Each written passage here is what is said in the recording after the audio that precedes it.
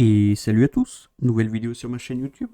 Donc aujourd'hui, focus Radiator Light avec une team 100% triple S et bien évidemment sans le flingueur arbre du fait que je ne l'ai pas. Bien sûr, si vous avez le flingueur arbre, je vous invite à le mettre dans la composition et ce sera encore plus simple. Donc c'est pas une composition free to play, je tiens à le préciser, du fait qu'on a bon 2-3 étoiles mais ils sont dark. Donc forcément si certains joueurs ne les ont pas, c'est un petit peu plus compliqué. Et on va aussi utiliser un 4 étoiles naturel qui est ni plus ni moins que le Captain Phantom. Donc sans plus tarder, on est parti pour le focus du Radiator Light. Allez, on se retrouve sur le Radiator Light. Donc comme je voulais préciser, c'est pas une composition free to play, mais ça reste quand même entre guillemets assez accessible, forcément, du fait qu'il n'y a pas de 5 étoiles naturelles. Donc comme vous pouvez le constater, c'est une composition avec 205% de taux de chance, donc ça c'est plutôt très cool pour récupérer nos gemmes. Et la composition est composée de danseur occulte arbre, la tortue arbre, la tireuse d'élite dark, le mineur d'horloge dark, le mineur d'horloge arbre et le capitaine fantôme O. Donc en leader, on va utiliser comme d'habitude le leader du Captain Phantom O qui nous accorde 25% d'attaque sur toute notre composition. En termes de placement, on va jouer à peu près comme dans tous les autres radiateurs. On va jouer notre danseuse occulte en première ligne, donc deuxième case danseuse occulte en première ligne et troisième case de la première ligne, on va mettre notre tortue. Et bien sûr, on va mettre nos DPS et le Captain Phantom en backlane, donc sur la deuxième ligne. Concernant ce boss, il n'y a pas non plus grand chose à savoir, hein, ça fait quasiment entre guillemets hein, la même chose que le radiateur haut que je vous ai présenté juste hier. Le but étant, c'est de faire un gros score et de le tuer, tout simplement. Donc pour ça, nos DPS principaux, ça va être l'archer d'arc. Hein, vous allez voir que ça tape quand même très fort du fait qu'on a l'avantage élémentaire. Le mineur d'horloge d'arc aussi, hein, ça va taper très fort. Le mineur d'horloge arbre, il va aussi taper très fort. Hein. Captain, ça va être principalement avec la tortue, deux unités qui vont reset nos CD, donc ça veut dire qu'ils vont réactualiser les sorts de nos unités, et par la même occasion, le Captain, il fait follow deux de nos alliés, donc ça c'est plutôt très très cool. Et globalement, la danseur occulte, comme d'habitude, elle est là pour un petit peu de survivabilité. Concernant l'intelligence de mes éléments, donc sur la danseuse occulte, c'est classique, un skill 3, skill 2 et skill 1 avec skill 2 on le règle si les PV de l'allié est inférieur à 40%. La tortue, c'est classique, skill 3, skill 2 et skill 1. La tireuse d'élite, c'est aussi... enfin non, c'est pas tellement classique. Je fais toujours le skill 2 en priorité. Pourquoi? Pour octroyer les 30% de taux crit sur la composition. Et de ce fait, ça vous permet aussi de stuff vos éléments avec 30% de taux crit en moins. Ça, c'est plutôt très cool. Donc on fait skill 2, skill 3 et skill 1. Ensuite, le mineur d'horloge d'arc, ça va être classique, hein, son passif on le met en faible, skill 2 en haut et skill 1. Ensuite, mineur d'horloge arbre, c'est skill 3, skill 2 et skill 1. Et le captain, c'est skill 3, skill 2 et skill 1. Donc avant de vous montrer les stuffs, je tenais quand même à vous préciser que on a deux unités dans cette composition, donc l'archer d'arc et le mineur d'horloge d'arc qui ont l'avantage élémentaire. Donc de ce fait, ils ont besoin de 15% de taux crit en moins, plus les 30% de notre chair d'arc. Donc ça c'est plutôt très cool. Donc c'est pour ça que mon mineur d'horloge d'arc va avoir que 55% de taux crit à aller chercher. C'est plutôt très pratique.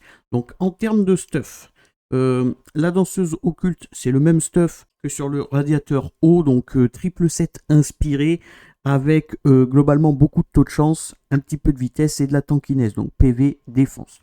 Donc rune 2, on est en taux de chance, rune 4 PV et rune 6 PV. Je vous montre le reste, hein, mais globalement taux de chance PV et taux de chance vitesse PV. Ça c'est très facile à stuffer. Ensuite, tortue tank. Donc la tortue et le Captain Phantom. N'oubliez pas qu'il faut qu'ils jouent en dernier pour pouvoir réactualiser, donc réduire le temps de recharge de 1 tour des compétences des alliés. Donc taux de chance, beaucoup dessus. dans l'idéal, et après de la tankiness, hein, donc PV défense, et on n'a pas besoin de vitesse. Donc rune 2, taux de chance, rune 4 PV et rune 6 PV. Je vous montre un taux de chance et taux de chance. Ensuite, la tireuse d'élite Dark. Donc ma tireuse d'élite Dark a un petit peu changé de 7. Alors pourquoi? Parce que là, pour le coup, elle va nous servir en DPS du fait qu'on a l'avantage élémentaire. Donc j'aurais pu baisser un petit peu son taux crit, hein, du fait qu'on a l'avantage élémentaire, mais globalement c'est pas très gênant, ça fonctionne très bien comme ça, donc je pense pas pour le moment y toucher. Donc on est en double 7 inspiré et un 7 fatal pour qu'elle ait un petit peu plus de taux crit. Donc qu'est-ce qu'on veut sur notre tireuse d'élite? On veut du taux crit, du dégât crit, de la précision et de l'attaque. Si vous avez un petit peu de vitesse, c'est toujours bénéfique. Donc rune 2, je suis en taux de chance. Je suis allé chercher un petit peu de taux de chance pour arrondir à 200%, hein, c'est non négligeable. Ensuite, en rune 4, je suis en dégâts crit et en rune 6, je suis en attaque.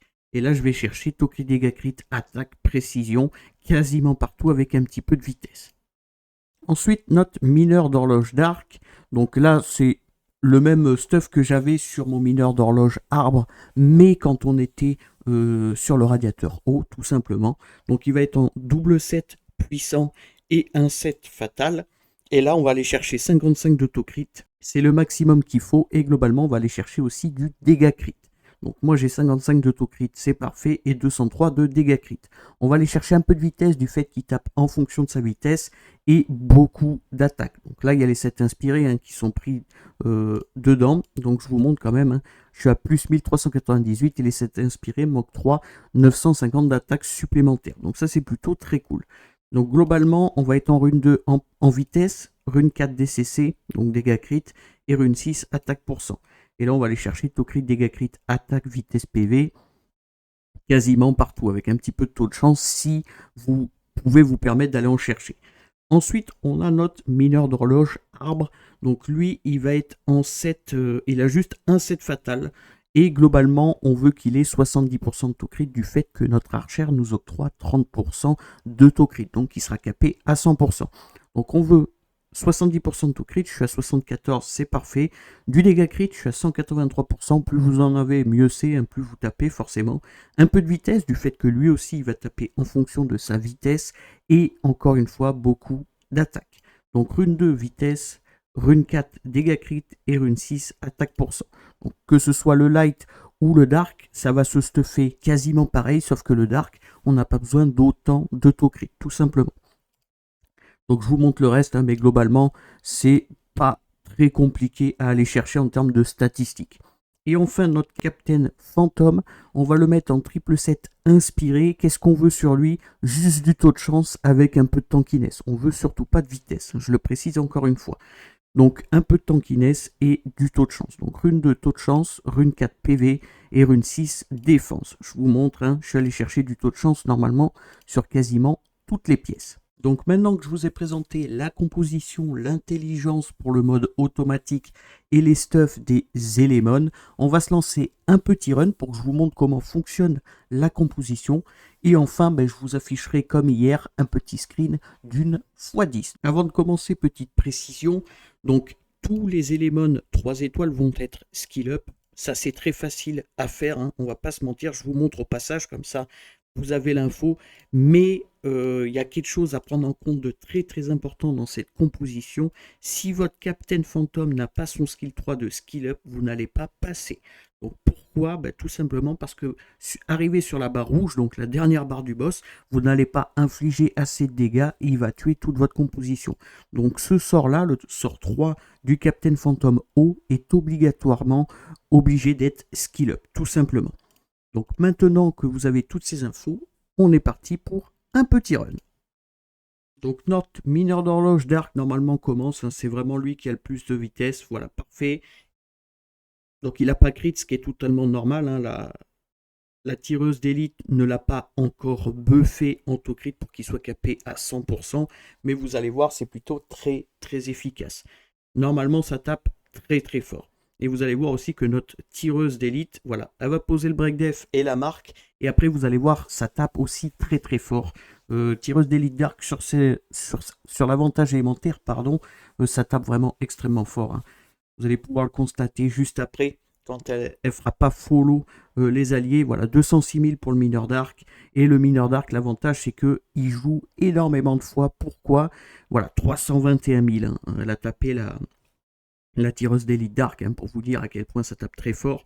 Mais le mineur d'arc joue assez régulièrement. Pourquoi? Parce qu'à chaque fois qu'on lui octroie un buff, il va gagner 15 de vitesse. Donc il va récupérer très rapidement ses tours. Et de ce fait, ben, vous allez faire beaucoup de dégâts sur ce boss. Enfin, très régulièrement surtout. Mais globalement, c'est quasiment la même compo que le radiateur eau, sauf qu'on remplace la tireuse d'élite arbre, si je ne dis pas de bêtises, juste par le mineur d'horloge d'arc, tout simplement. Donc on est à 3,6 millions. On s'approche des 4 millions, donc du triple S, et après le plus dur, ça va être de faire tomber cette barre rouge, tout simplement. Voilà, on reprend un buff, ce qui augmente la speed de notre mineur d'arc, et ce qui lui permet de faire un skill 2 et taper en ignore def à 84 000. C'est plutôt très solide en termes de DPS, on va pas se mentir. Pareil pour le mineur arbre, hein, il n'a pas l'avantage élémentaire, mais mine de rien, ses ignore def tapent quand même très fort. Donc là, le plus dur sur ce run, c'est globalement de terminer cette barre rouge, tout simplement. Mais du fait que vous avez le Captain Phantom de full skill up, normalement, c'est beaucoup plus facile. Donc là, il va rattaquer pour essayer, voilà, de relancer son sort, et nous, normalement, derrière, on termine assez facilement avec nos deux mineurs qui vont ignorer la def, voilà. Et on est à 4 180 000 en triple S sur le Radiator Light. Donc ça, c'est plutôt très cool. Donc le plus gros DPS qu'on a, c'est le mineur d'horloge d'arc, hein, forcément. Deuxième plus gros DPS, c'est l'archère d'arc. Donc ça, c'est plutôt très cool. Troisième, le mineur arbre. Et ensuite, bon, bah, c'est que des supports qui nous permettent de soit soigner, soit récupérer nos sorts à temps.